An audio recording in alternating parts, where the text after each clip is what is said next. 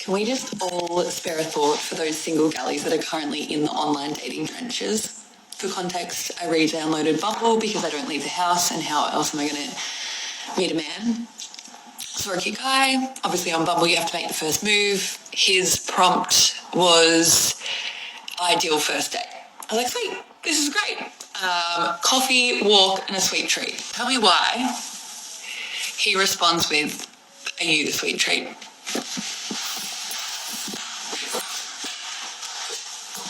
Get me out of here.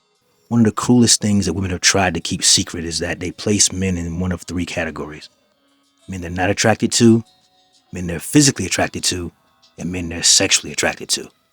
For the guys not attracted to, they don't want to be approached by them, they don't want to talk to them, they try to avoid them at all costs. And most times these guys are largely invisible to them. For men they're physically attracted to, okay, that's better. It simply means they wouldn't be humiliated if their friends and family saw them in public with you, on a date or out and about. These are the men they make overpay and overinvest to be around them and have access to them. These are the men who have to do the most to get the least. And then there are the men they're sexually attracted to. These are the men for whom their self-control, their restraint, and their morals and their rules take a vacation. These are the men who she can't keep her hands off herself when he's not around, and she can't keep her hands off of him when he is. These are the men who get unlimited, unfettered sexual access to her, and they don't have any strings. There are no requirements. There's no dates. There's no teddy bears. There's no chocolates. There's no sweet nothings. There's WID texts and are you up texts, and she is ready to go. Had Henry Cavill or Idris Elba, because she seems English based on the accent, if those two guys had texted her exactly what that man texted her, she'd be giggling to her friends. She would screenshot the exchange and put it in the group chat. And they'd ask her to try her best to make the date somewhere aligned within her fertility window of ovulation. Never take second place, guys, unless you're in the Olympics. I asked my mom, I was like, how come I can't find a man like my friends that like provides for me and that loves me? She's all like, have you met any providers? I was like, yeah, I've met plenty, but like they're just not my type. She's like, exactly, they're not your type. You go after the men that are cute, but that's the only thing they have going for themselves. Anything other than that, they're emotionally unavailable and they treat women like shit. I was like, huh? She's like, yeah, like you could literally have a man right now that'll take care of you, but you refuse to because they don't match the looks that you want. I said, God forbid I want to be physically attracted to the person that I'm with. She's like, well, then beggars can't be choosers. I'm like, so it's either like be with somebody that ain't that cute, but provides, or be with somebody that's hella hot, but treats me like shit.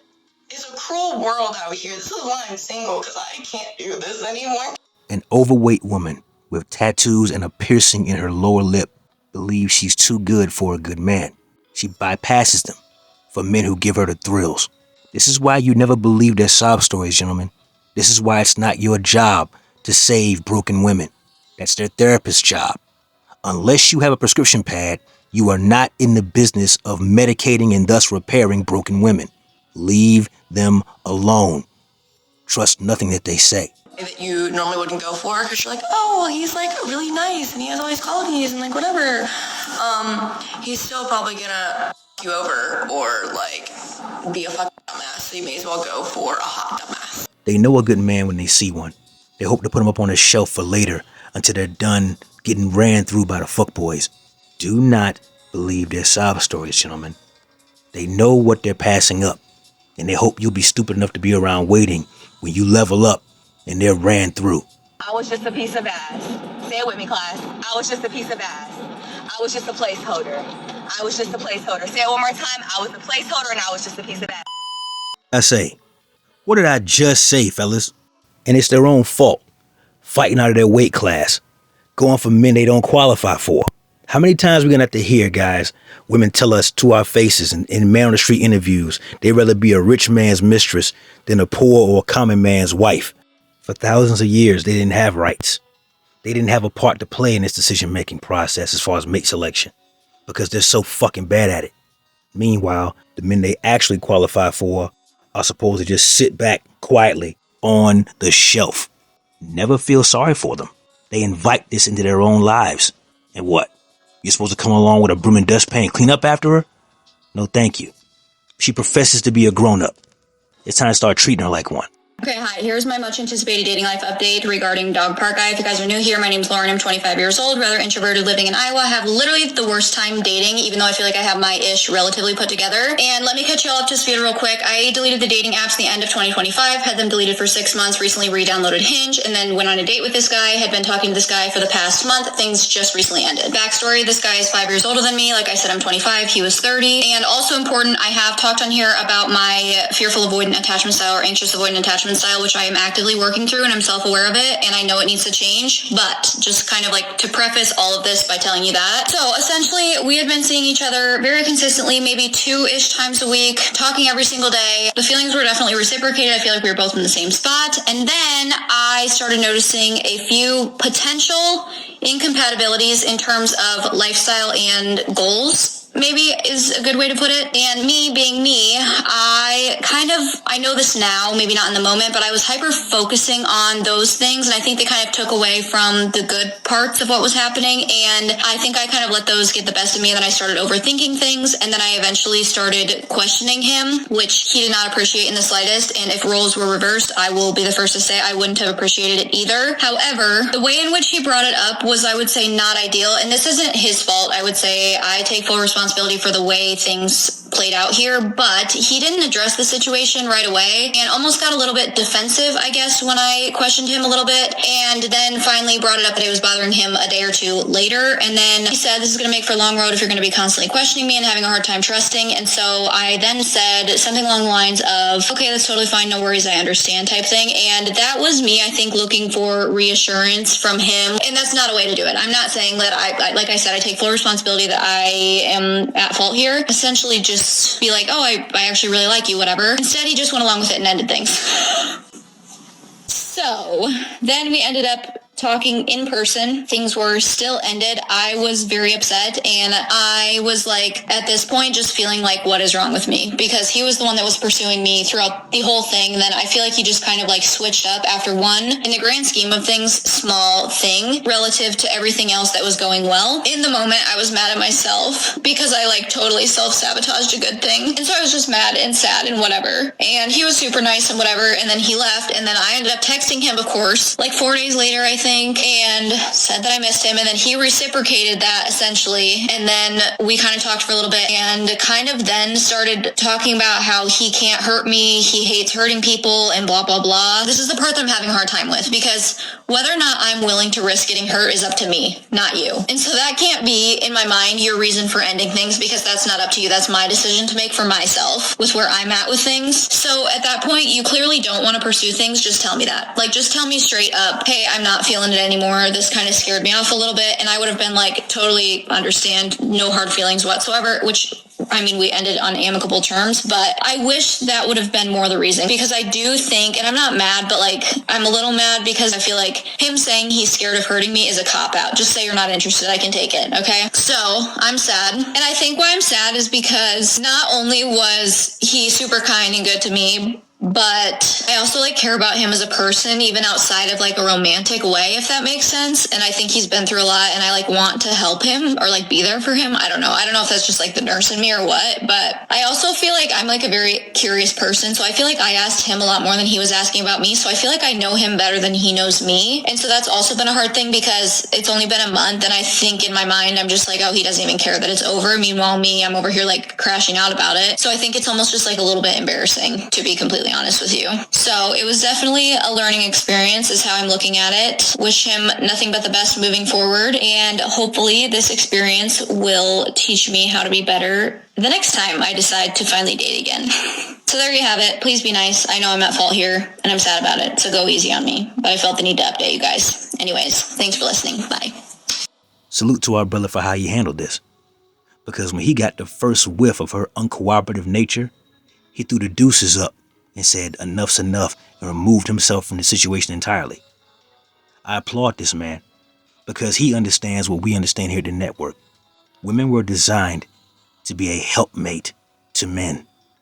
They were designed to be useful to us, help us accomplish the hard task of world building, world maintaining, and world defending. They were put here specifically to aid us and make those tasks much easier than they presently are. But modern women are so far removed from their femininity. They've embraced feminism to such a degree that they have avoided their blessings over and over again. She tried to talk crazy about him, but there wasn't nothing to really complain about. She herself said she self-sabotaged. I believe it. Because if she has an avoidant attachment style, that means she wants companionship.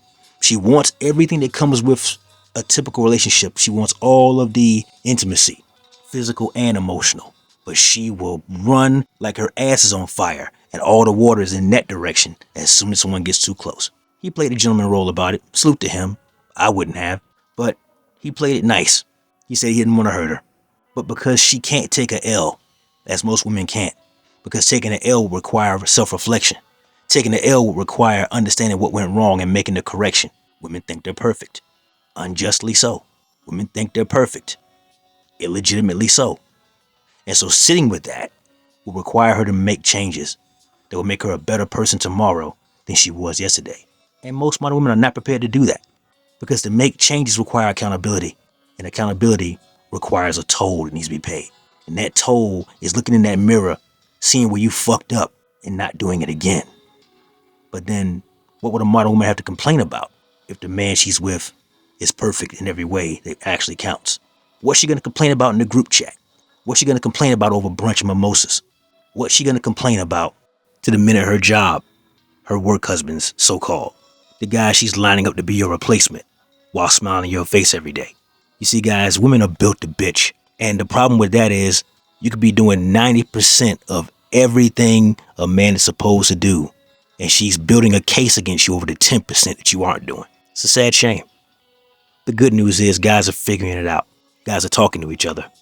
They're watching content like this and they're educating themselves on female nature, its darkest aspects, and how to prevent and how to protect themselves from it. This man took one look at that pretty face. She seems thin, looking at her cheekbones, so she's probably got a nice body even though we can't see it from this angle. But asked himself, if it's starting off like this, how much worse does it get and how quickly? And he made a calculated decision. He made the smart decision and he cut bait, turned tail and ran. Said, fuck out of here with this goofy shit. I don't need it. I need a woman who can take it upon herself to not be a pain in my ass on purpose. You got an avoidant attachment style? Sucks to be you. I hope you and your physician, you and your psychiatrist can dial in your prescription just right to get you back to what normal is supposed to be. But I'm not sitting around here waiting for it. I'm not sitting around here letting you complicate my life with your mental issues when there's women out there who know how to take directions and follow them from day one. There's women who won't be putting landmines in my way, hoping I tap dance through the minefield for her entertainment. No thanks. And my man made a calculated decision, and the right one at that. So hopefully he's somewhere doing well. Hopefully he finds a new dog park to take his dog to so he doesn't run into her on the second go around. Because once you cut bait, guys, you don't want to bring it back into your life. Absolutely not. Anyway, that's all I got for today, fellas. That's my time. Like the video? Comment down below. Share this video with a friend and subscribe to the channel. Never let your brother suffer in silence when the truth can set him free. Networkers, we're working. Until next time.